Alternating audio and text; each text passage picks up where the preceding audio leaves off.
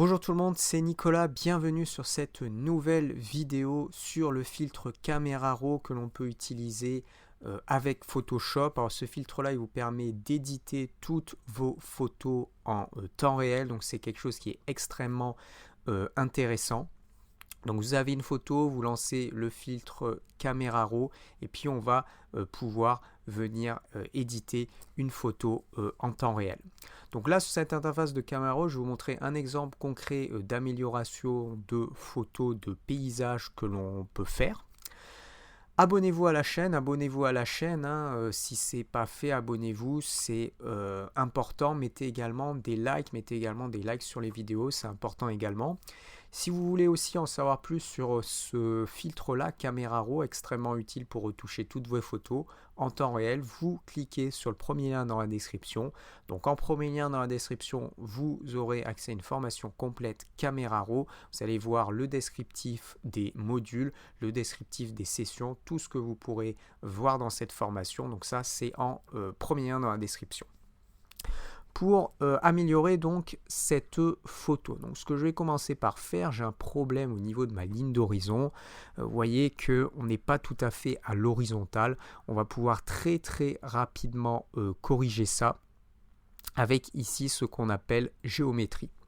Alors géométrie, vous avez différentes possibilités et ce que je peux vous conseiller, souvent ça fonctionne très bien, c'est d'utiliser le réglage automatique ici et ça va vous faire une correction. Et là vous voyez, j'ai ma correction qui a été réalisée, je peux faire un aperçu avant, après. Donc automatiquement, correction de perspective, c'est très utile. Maintenant, je vais basculer sur mes réglages de base. Alors, ce qu'on va faire, comme on peut appliquer sur pas mal de photos, c'est travailler vraiment sur avoir des beaux contrastes.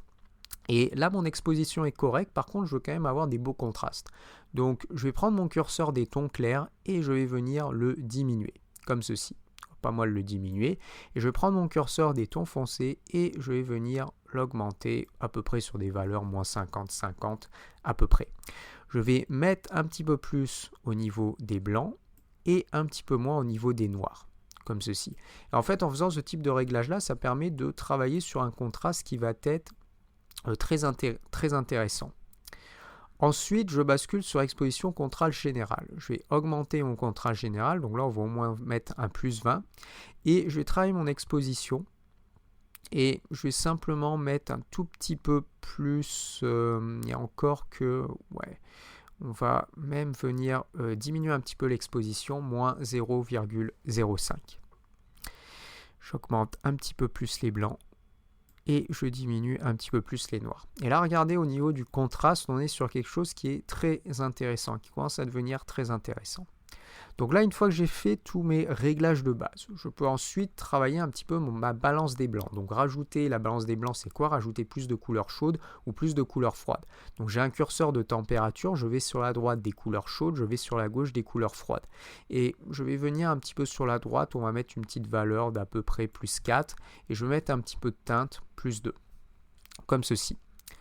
Ensuite, je vais pouvoir renforcer un petit peu mes éléments. Donc, on a par exemple texture qui nous permet d'avoir un petit peu plus de niveau de détail, mais de façon un petit peu spécifique. C'est très intéressant. Je vais mettre plus 20. Et vous voyez, on a un petit peu plus de contraste, mais du contraste beaucoup plus au niveau des détails de l'image. Et on va pouvoir travailler sur notre curseur de vibrance et de saturation. Alors vibrance, saturation, ça vous permet d'avoir des couleurs plus vives, d'améliorer vos couleurs. Et par exemple, je bouge la vibrance, vous voyez ici, je bouge la saturation, vous voyez ici. Donc je vais appliquer une valeur de vibrance qui va avoisiner, allez, on va mettre plus 16, et une valeur de saturation qui va être par exemple de l'ordre de plus 6. Et ici, vous voyez, j'ai une belle photo, les couleurs commencent à bien ressortir. Je peux même augmenter un petit peu plus et mettre plus 20 et plus 10. Comme ceci. Là, j'ai des belles couleurs, on est plutôt pas mal. Maintenant, si je veux retravailler un petit peu mon ciel, en fait, au niveau de la couleur de mon ciel, je vais appliquer mon pinceau de retouche et je vais venir en fait peindre toute la partie du ciel. Alors vous allez me dire, mais comment on va pouvoir peindre ici sans faire une sélection comme par exemple dans Photoshop? Vous avez quelque chose de très intéressant qui est le masquage auto. Et quand vous allez cliquer ici, il va vous il va automatiquement voir le contraste et ça va vous permettre de ne pas peindre sur cette partie-là. On applique l'option de masque qui vous permet, quand vous allez commencer à peindre, de voir la zone, comme ceci. Alors, je vais d'abord diminuer un petit peu ma taille de pinceau, travailler un petit peu mon contour progressif. Cet outil-là, pinceau de retouche, vous permet d'appliquer un réglage uniquement sur la zone où vous appliquez votre pinceau. C'est donc très intéressant. Je vais me positionner sur la gauche et je vais venir peindre ici.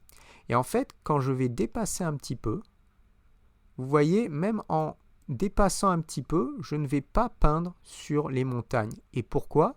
Parce que j'ai appliqué mon masquage automatique. Alors, si par exemple vous allez beaucoup trop bas, au bout d'un moment, ça va peindre dessus, comme ceci.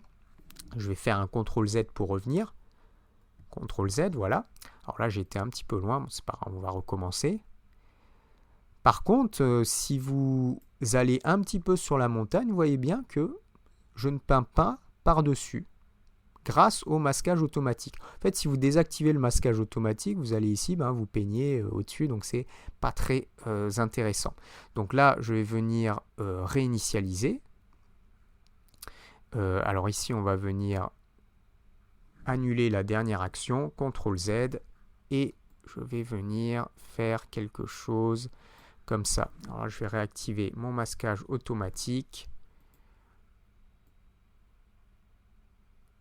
Voilà, comme ceci. Une fois que j'ai fait ça, je désactive le masquage auto et j'ai simplement à peindre toute la zone du ciel. Alors je peux augmenter un petit peu ma taille pour que ça aille plus vite, comme ceci. Et maintenant que j'ai peint toute cette zone, je vais pouvoir appliquer une couleur. Donc j'enlève l'option de masque ici et j'ai plusieurs possibilités. Alors quelque chose qui peut être intéressant, c'est d'utiliser simplement couleur. Et là, vous avez un petit panneau qui s'ouvre. Vous pouvez, par exemple, venir appliquer un élément. Et là, je vais pouvoir, comme si je peignais, par exemple, mon ciel. Alors, le but, si on veut faire un aspect léger, c'est de sélectionner, par exemple, une couleur de base, un bleu, par exemple, ce bleu-là. Et ensuite, vous avez un curseur de saturation. Vous venez le diminuer un petit peu.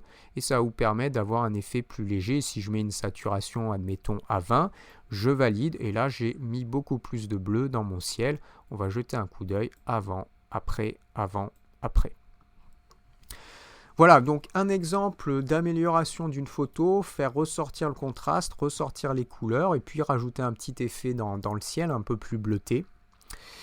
On va rebasculer. Donc ça, là j'ai mon aperçu avant-après, comme ceci. Et puis là j'ai un autre aperçu avant-après. Si vous avez aimé cette vidéo, abonnez-vous à la chaîne, c'est important. Mettez également des likes sur la vidéo.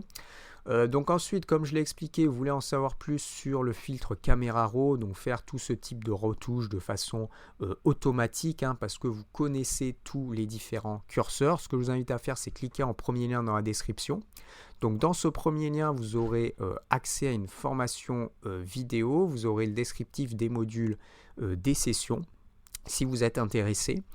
Et donc on voit tout Camera Raw en détail. Donc là tous les réglages, je les explique un à un en détail, à quoi ils servent exactement. Je vous propose également tous les filtres, comment les utiliser de façon très approfondie. Il y a également beaucoup d'exemples dans ce cours, un petit peu comme celui-là, avec plein d'autres types de photos. Utiliser les bons réglages à chaque fois. On voit également de la retouche de photos de visage. Donc ça, c'est en premier lien dans la description. Sur ce, je vous dis à bientôt pour une nouvelle vidéo.